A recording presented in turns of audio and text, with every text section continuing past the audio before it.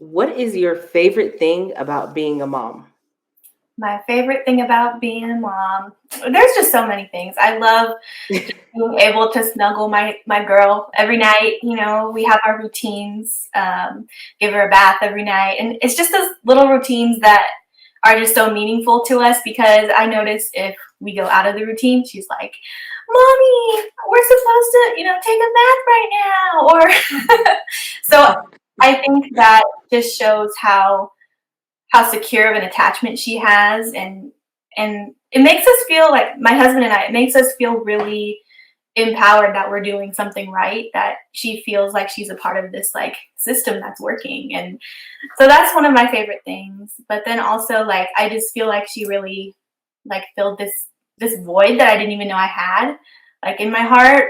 And so but she's just Really? my favorite little person. Like, and I'm not like a sad person or anything, but I just didn't realize how much I wanted to be a mom, and like how much I wanted someone to depend on me. So it's really cool. It's different, than anything else I've ever experienced, but I'm learning a lot.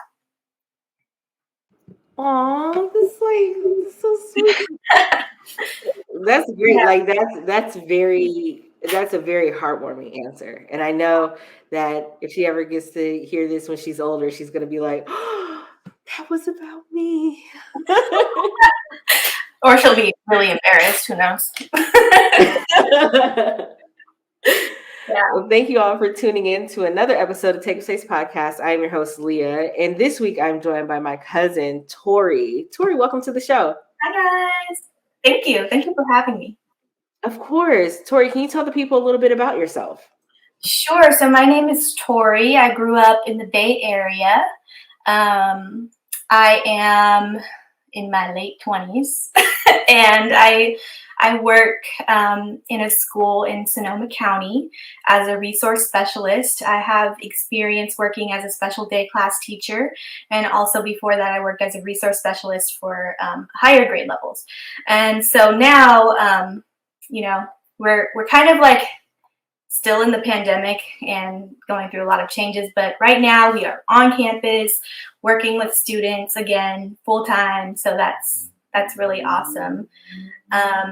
I live in a small town in Sonoma County with my husband and my daughter. I have one little one on the way, and I'm just really excited to be here and to talk with my cousin and to see what questions she has and where this conversation takes us. Awesome. So I am appreciative of you wanting to talk with me. It's been interesting, the conversations I've had with other educators in this space and time of where we are right now in the world.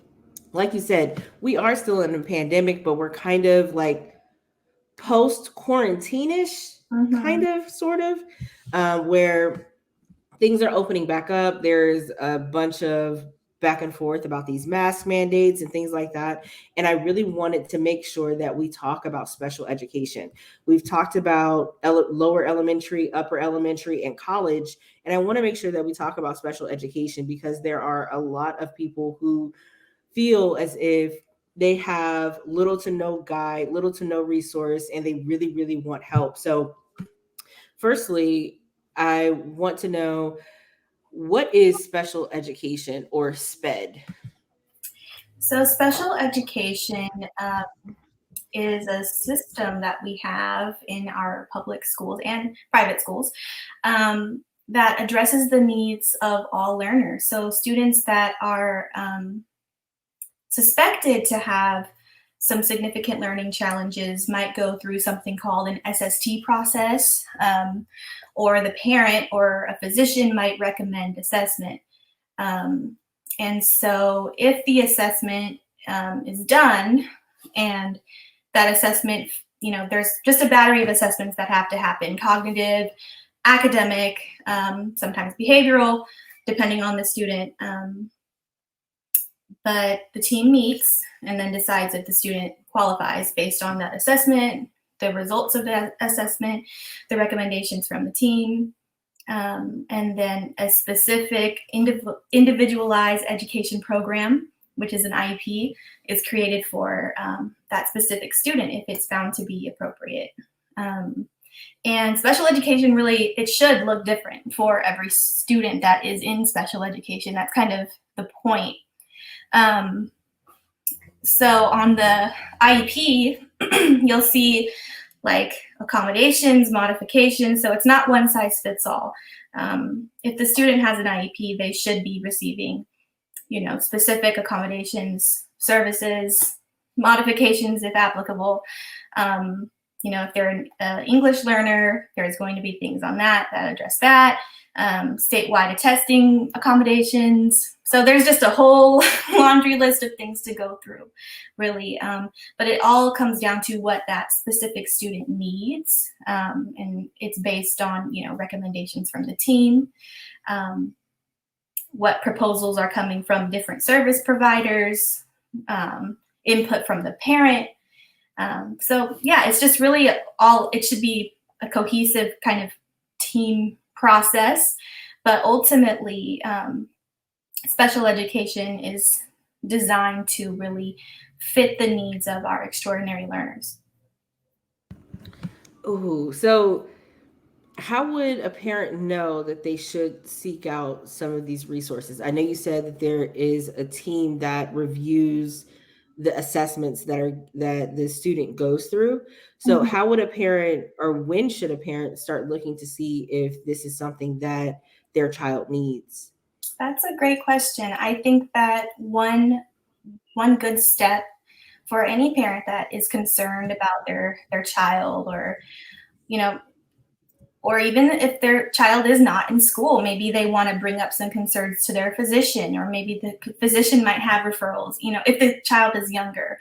If the student is already in school, then I think that if the parent is really feeling like they're struggling or not accessing what's being taught or the curriculum in a way that best suits their needs, it might be time to have, might just start with a conversation with the teacher. Like, what have you seen?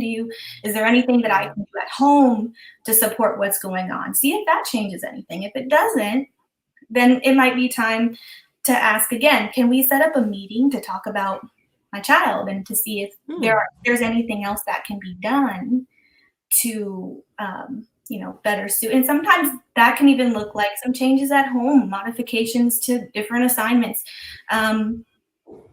But if the teacher or the parent is really feeling like, hey, it's time that we start really talking about this because my kid's not doing well, then it might be time for the if the school is in agreement with what the parent is saying, which probably probably will be. It might be time to sit down for a student success team and to just create a plan. And this is before like IEP, this is before assessment, but it might just be time to sit down and say, hey, what are some things that we can do to try to support my kiddo a little bit better in supporting their learning? And then, oftentimes after that, the student success team will track progress and then decide, if it's time to make a referral for an assessment. But the parent. So it's not, I'm sorry, go ahead. The parent can also request an assessment. It doesn't mean that it's going to necessarily be done, but the school has to respond like that they received it and this is what they're planning to do, whether it's to assess or do something else. Yeah. So it's not just that, oh, my student's falling behind, or there seems to be some sort of delay because my kid isn't talking and all the other kids are. It's more about, there's levels to this. It doesn't automatically mean that, oh my gosh, my kid is on the spectrum. Yeah. It sounds like there's levels to it. Absolutely. And there might even be kiddos that are on the spectrum, and the spectrum is a spectrum. There's going to be kiddos that need more support than others. And I think that there might even be kiddos that might be best served through something called the 504 plan. If, it's not affecting their academics, but, they might need some accommodations to be able to best access some things in school. But it all depends, I think, on this, like I said, the specific student. Special education, it should be very centralized around what the specific student needs rather than, okay, this is what's happening, let's just throw a blanket, this is the blanket thing that we're going to do to address it. And no, everybody's different. Even adults, we're different with and without special needs. Yeah. So let's talk a little bit about the student success team. So some schools have them, some schools may not. Every school district is a little bit different, right?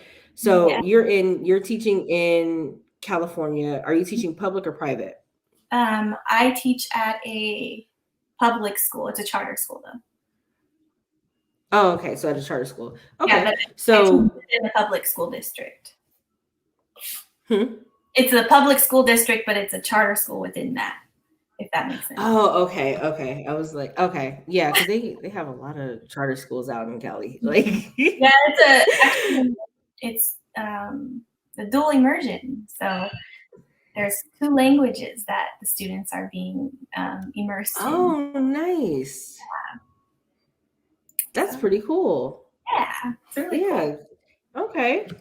So so the student success team is there, and it sounds like they have their heads on straight about this, is to make sure that the student is successful. So it's not just because the parent wants something, but it's a holistic view of like, okay, how's a child at home? How's a child at school? Is the child being successful academically? Mm-hmm. And it sounds like you all are making sure socially as well. So what does the student success team consist of? What types of personnel are on that team? To be honest, I have never served on a student success team. I know that's often a starting point before a referral is made, kind of before they get to me, really, or before like any referral for assessment comes across my desk, it might go through the student success team. But I believe that the student success team consists of the parent, of course, the like school administration, of course, the teacher or teachers, if the student has multiple teachers. And then I'm not sure if the student, like depending on the age of the student, like if they're in high school or something, I'm not sure if they typically participate in their own student success teams, but I would imagine that it would be kind of, differ by case basis. But I'm not too well versed on, the student success team in itself, because that's often like, I read the notes from the meetings that come from there, but I don't participate actively in that process, if that makes sense. Okay. Yeah. So after a student is involved in the student success team, and the student success team tells you or says, hey, I think that the child needs further resources than what we can offer. So they come to you? So at that point, the student success team might recommend a referral for assessment.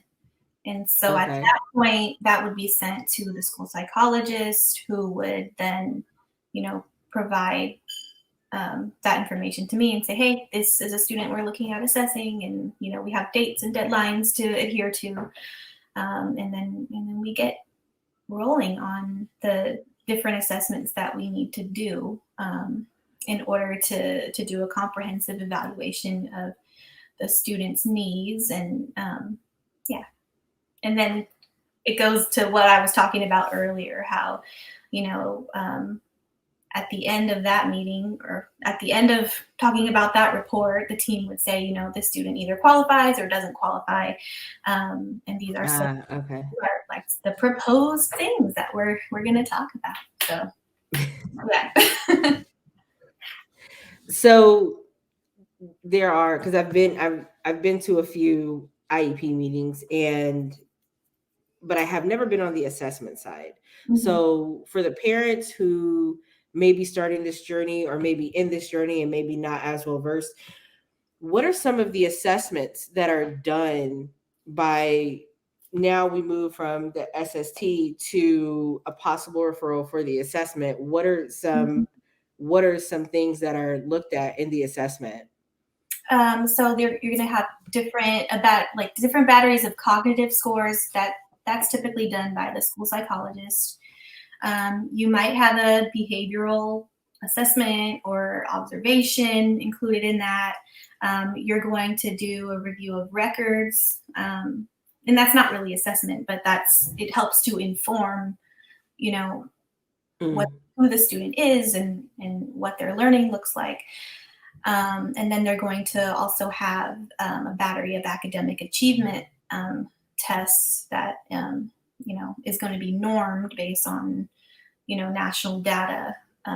And so there's going to be skill sets that the team might look at to determine some areas that the student might be having some challenge with, or some areas that the student is really stellar at. And it's important to also recognize those, because we want to really leverage those strengths and help the students to feel empowered by addressing those. And so I forgot to mention, like, part of the big IEP is really addressing the students' strengths and their preferences, because who they are as a person also definitely includes those things. And I think that it helps the student to feel important, and we want all students to feel important and valued. And so to include those in any assessment, I think, or a report of the assessment, of course, is really important as well.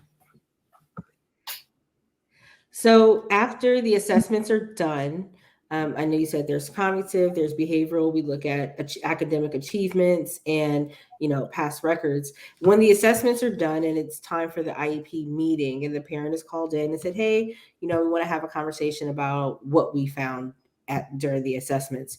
How should a parent prepare for that kind of conversation, especially if they've never been in this situation before? I know it can be scary, it can be frustrating, overwhelming, so many emotions. Absolutely. I think that the best thing that a parent could do is just to come with an open mind and to communicate, like, hey, this is my first time sitting in a meeting like this. So, if there's specific jargon, I might not, and I, try not to use too much jargon in my meetings, but sometimes I catch myself using acronyms and I'm like, hold on, I didn't explain that.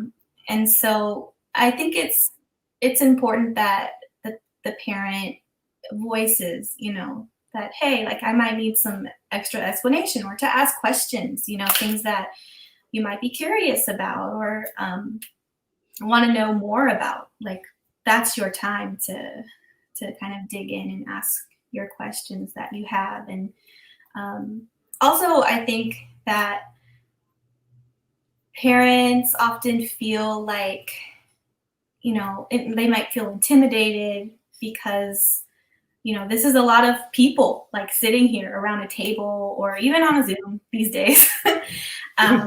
But I think that it's important for the parent to know that, like, we've talked about this, we've written a report, we've talked to teachers, like, we really just want to show you what we were able to find and to talk about it as a team.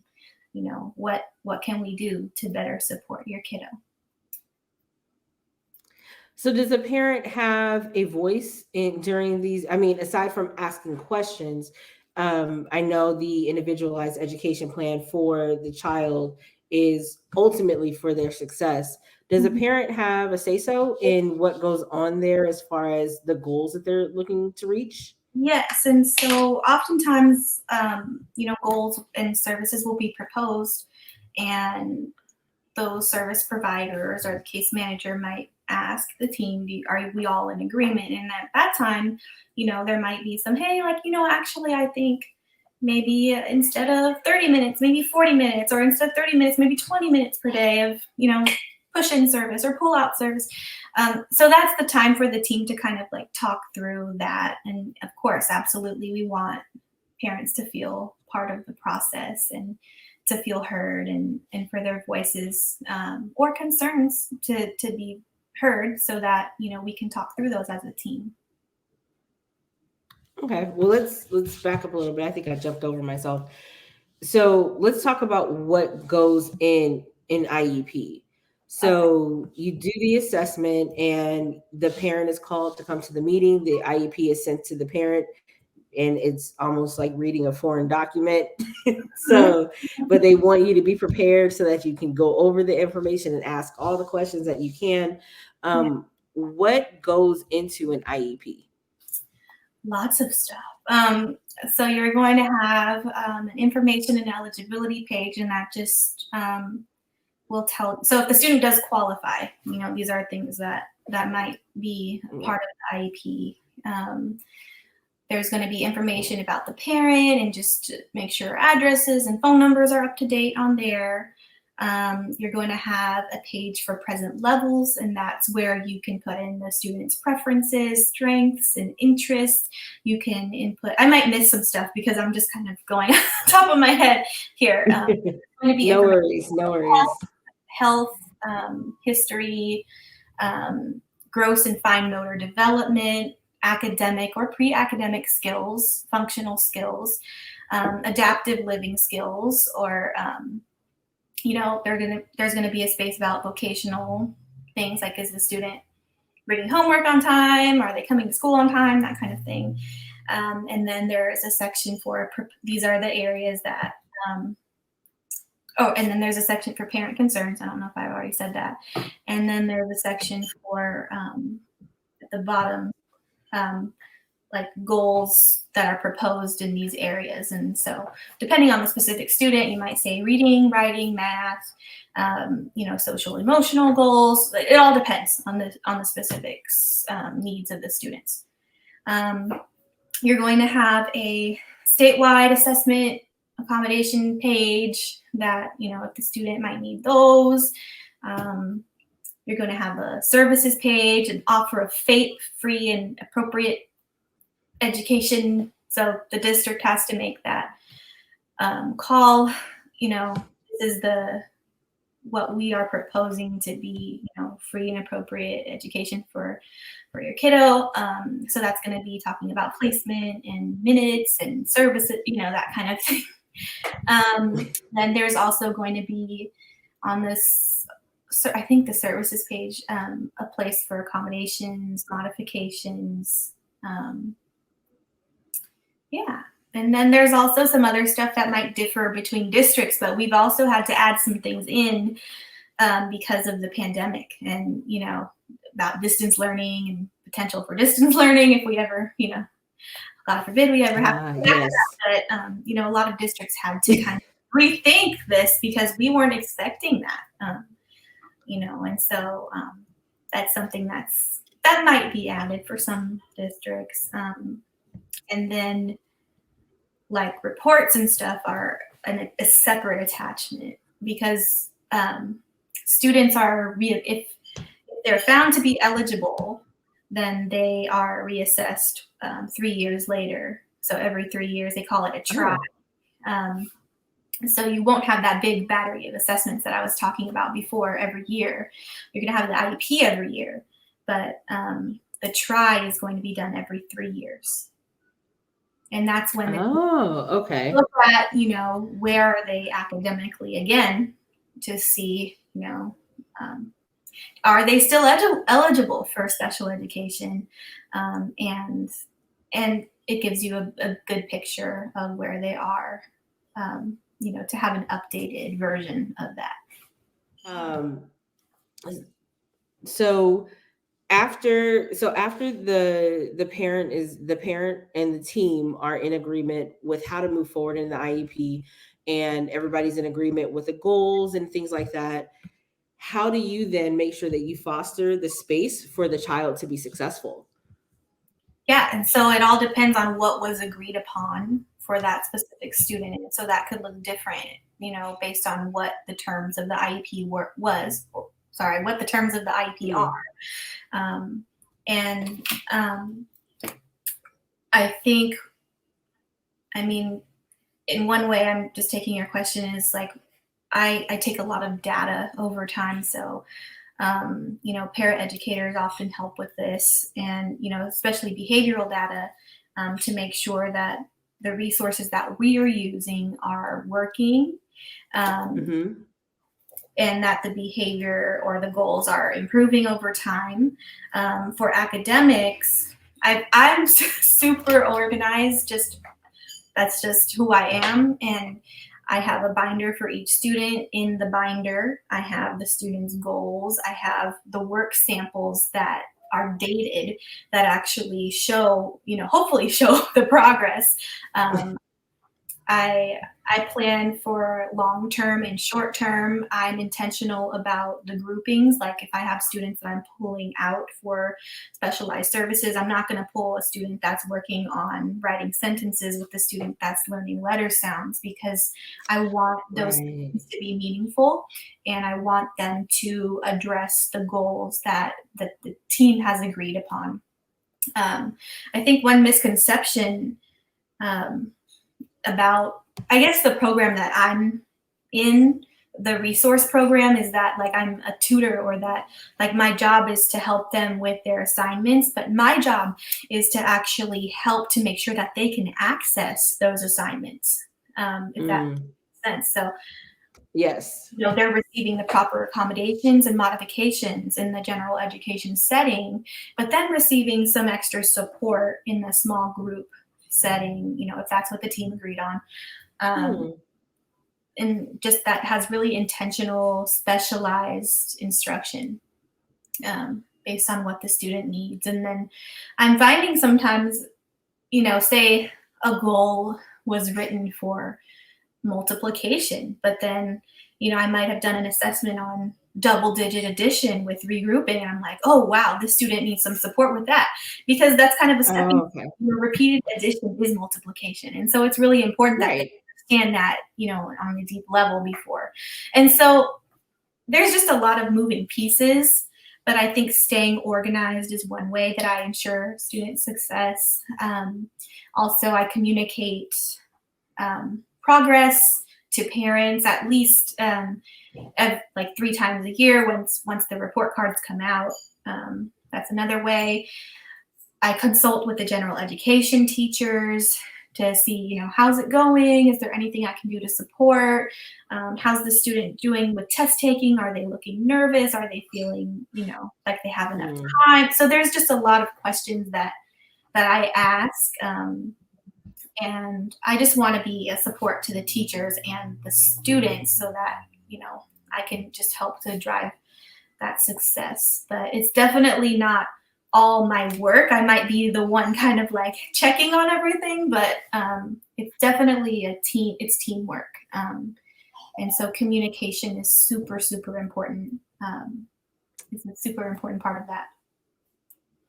So you did kind of answer a question that I had. I had 2 questions. I had one where, do you communicate with the parents if there are, so you pull a child out of class because they need to work on sentence structure and how that works, and because you're not a tutor, you're a resource teacher, and you make sure that they have the tools necessary to do this in class, because the whole point is to make sure that they're able. The point is not to continually pull them out for the rest of their academic career. Right. It's so that they can be successful in the classrooms, right? Yeah, they might need that, but the goal is, to be least restrictive. We want right to be included in, the general education program as much as they are able to, and as much as right them. So a lot of my role is just making sure that, we are being least restrictive in what we're providing for the kiddos, and that might change over time. Sometimes students can regress, just depending on environmental factors. And here in California, we're dealing with a lot of fires, and this year it has been good. But in the past years, we were out of school for weeks, and and students were worried about losing their homes. And then there was the pandemic, and students were worried about, their family members or themselves getting sick and, something terrible happening. And so there's a lot of outside factors that are at play as well. Absolutely. And being a person who is is the support system, or a part of that support system, because you said that you're on a team of people who make sure that the student is successful. When are parents typically receptive in your experience? I'm not asking you to speak for all of SpEd, but in your experience, do you find that the parents are more receptive if you say, hey, we worked on this and this is something that's in their IEP for them to get better on?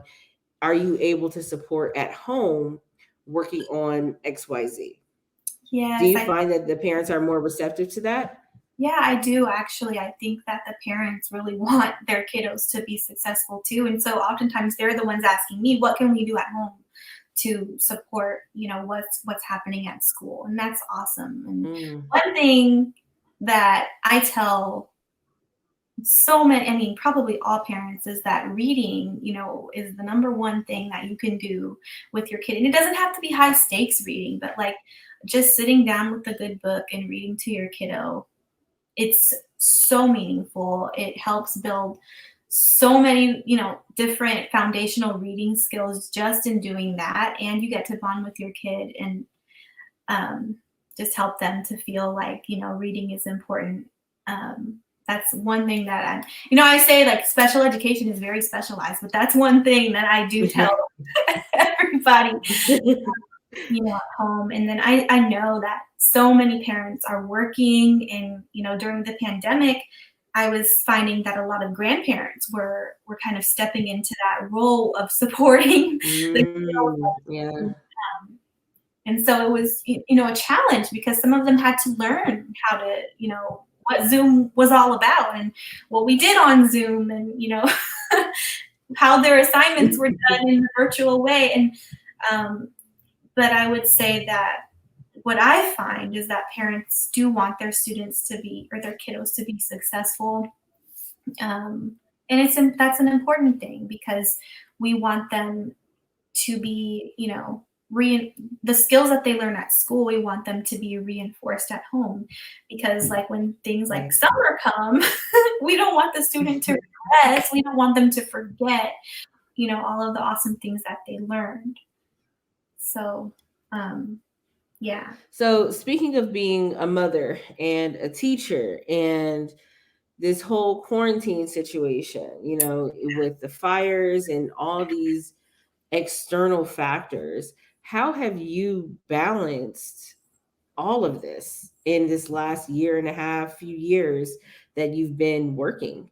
Yeah, I'm going to say it has been really challenging. And I think, like, not just for me, but for our whole family. I think, like, if our kiddo is sick, she has to get a negative COVID test. She has to be without symptoms for such and such out. Like, we have just so many just different boxes to check. Like, if she has the sniffles or runny nose or something, like, so that's been super stressful. Once she had an infection, I think she had like a ear infection and like some kind of other like nasal, I forget what it's called, but like sinus infection. I think it was all connected. I think, and she was sick for quite a while, but Right, right. contagious anymore. But she just had like these lingering symptoms that weren't going away, and like we talked to the doctor and gotten antibiotics, but it was hard because it's like I have this kid that needs me, but also all of these responsibilities piling up at work, and like I wasn't taking time off, but like at the time I think I was, working distance learning, but like it's hard when you have a sick kid. And then that's been challenging. And then, my husband has also been working from home. And when, not anymore, but like last year he was. And so it would be hard, like when she would be home and both of us would be working, we would kind of like try to take turns in our breaks and stuff. And she would watch a lot of Peppa Pig on those days. But sometimes it can feel like you're pouring from an empty cup, like you're dealing with something traumatic, but you're trying to, Right. buffer what everybody else is also dealing with. And so that was something challenging, during the pandemic that like was just hard to cope with, I think. But definitely, I think self-care, that's when that was important to come into play. We would go on walks, we would get out of the house, we would get some fresh air, we would go to Target, my favorite place.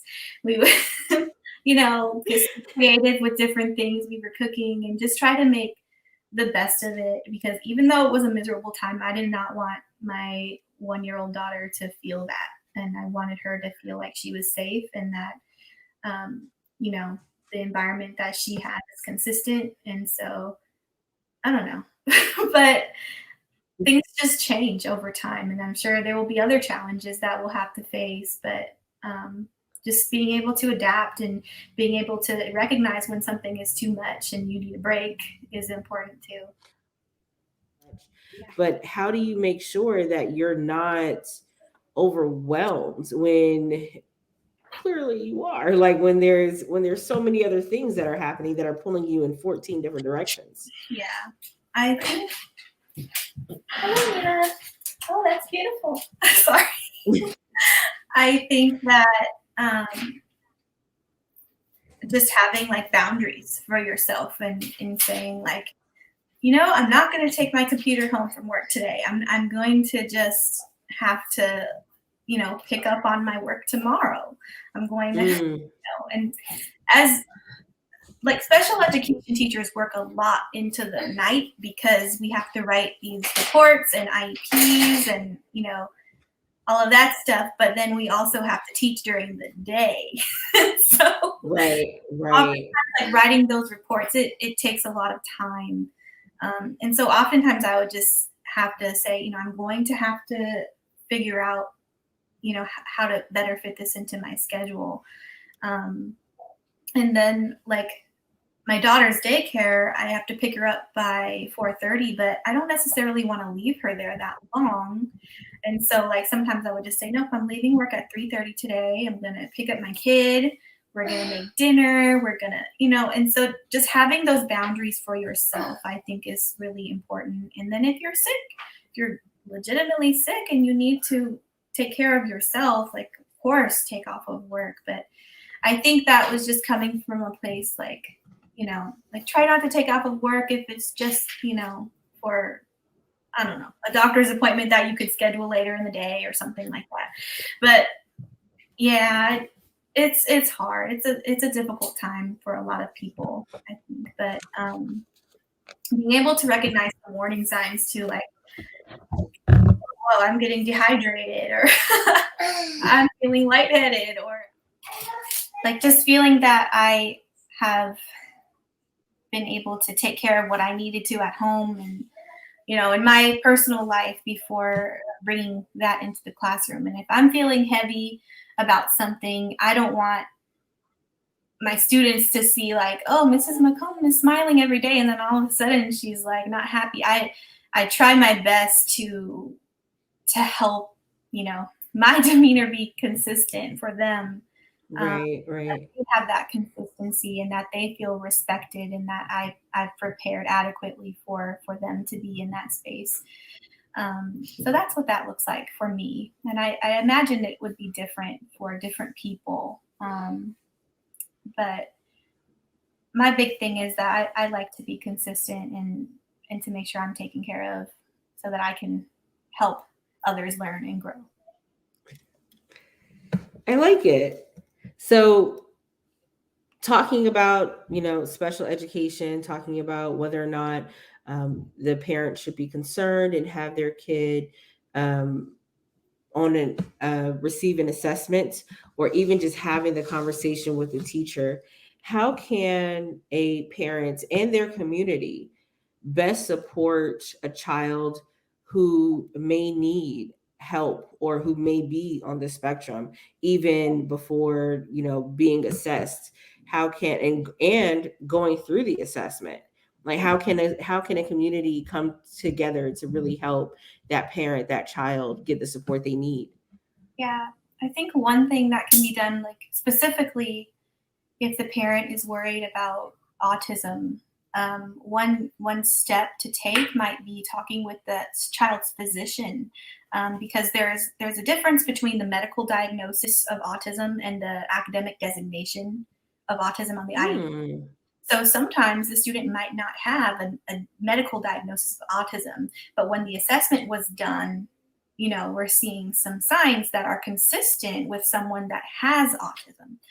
Um, and so sometimes it's helpful Oh, for there to be, kind of that starting point, like, oh, the physician recognized autism and that's a medical diagnosis that they had.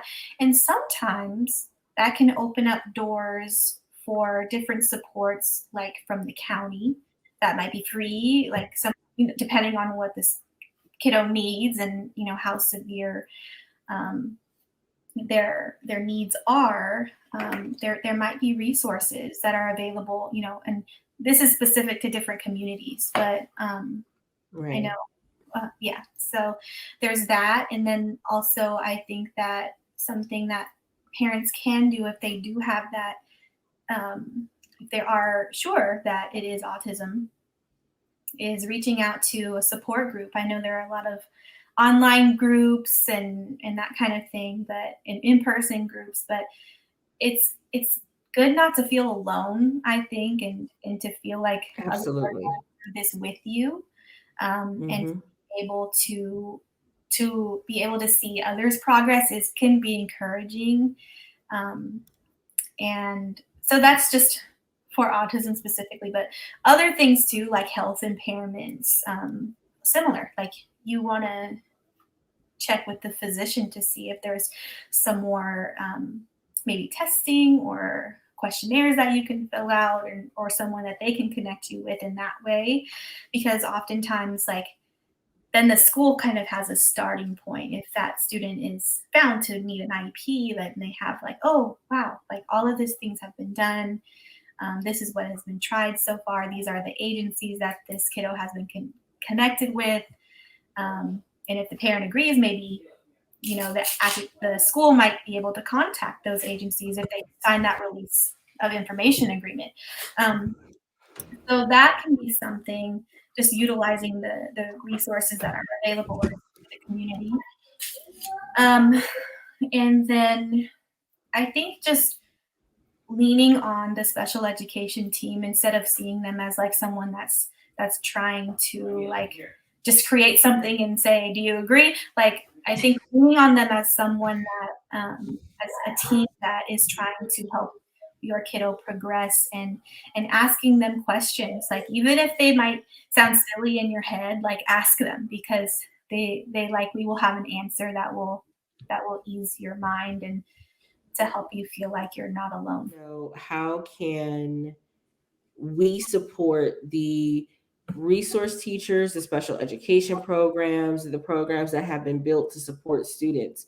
How can we as a community better support you all to make sure that we stay focused on the children's success?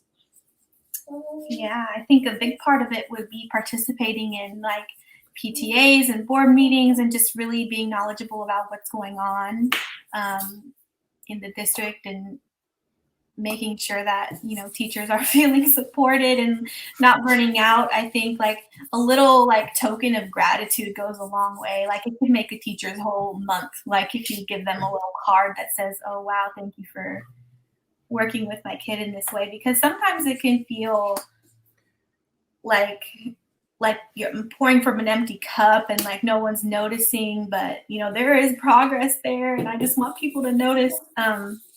So I imagine that others might feel that way too. um, Something else that I think is just like participating in fundraisers, because oftentimes like those funds go directly into classrooms, and helping your student participate in those fundraisers can be useful. Um, Being responsive to any paperwork that is received, from the school in a timely manner. Of course, returning paperwork in a timely manner. It just helps out, like all those little things, returning phone calls. And so, we're not having to play phone tag and stuff. It's helpful. Right. Because lots of teachers are really busy, and they're trying to get in contact with parents and families and agencies, and like so it can get hard sometimes. And so with that cooperation and support, it goes a long way. Well, thank you so much, Tori. I appreciate you talking with me about special education, because this is something that sometimes get left out of the conversation. But I'm glad that we were able to talk through some things that some people may find uncomfortable, some things that people may not know about. But ultimately, I hope that for everyone who listens in, it is helpful. Do you have anything? This is your time. If you have anything you would like to plug, anything that you would want people to further know, any ways that they can reach you if they need resources. Sure, I will. Can I link my email or something to you in a different way? Yes, I can tag your email at the bottom of the show. Okay, that sounds good. Yeah, if they have questions for me, I do have a master's degree in administration and policy. So, but I will say that like some of those things I talked about, like the SST process, it might look different from district to district. So like, don't hold me to, but that's generally how I understand things to work. In terms of things that I have going on, I started writing a children's book. I have not finished it, and I don't know when. I'm looking for an illustrator. So if anyone knows resources for illustrators or someone that's interested in illustrating a children's book about, it's actually about different sensory needs. So, and eating and trying different things, trying new things. Please let me know or send me an email. I'd be happy to meet with you and hopefully collaborate. I have a 2-year-old, so if anyone wants to have a play date, let me know. And generally just enjoying my life. So I hope that, this helps somebody or in some way. But I don't have, anything else going on to plug here, but I will say that my cousin is wonderful, and I'm super, super proud of her for everything that she's doing. And I'm excited to see, where this podcast takes her. And it's just interesting to see all of the different people that she's had on the show and all of the different perspectives and insights that they have brought to this space. So thank you for having me and hearing my perspective. Absolutely. I did not pay her to say that, y'all. Thank you so much, Tori. I really, really appreciate that. It just warms my heart. Yes. Y'all make sure to reach out to Tori. I will put her email address at the bottom if you have any questions. But remember, your school district may look different, or it could have some similarities. It's just called by different names. So please make sure that you support your local school. Thank you for tuning into the Take Up Space podcast education series. Again, this is Tori McComb, and she has been such a great, great, great resource talking about special education and how we could better support and advocate for our students and children who really need help and have that more child central learning. So please, and also, make sure to follow us on social media at Take Up Space Pod. That's Take Up Space POD on Facebook, Instagram, and Twitter. Also, if you want to see the video version, we'll be on YouTube. So just go to YouTube, type in Take Up Space Pod, and that's where we are. Our videos will pop up. Thank you so much for supporting the show. Thank you, Tori, for being on, and we'll see you next time. Bye.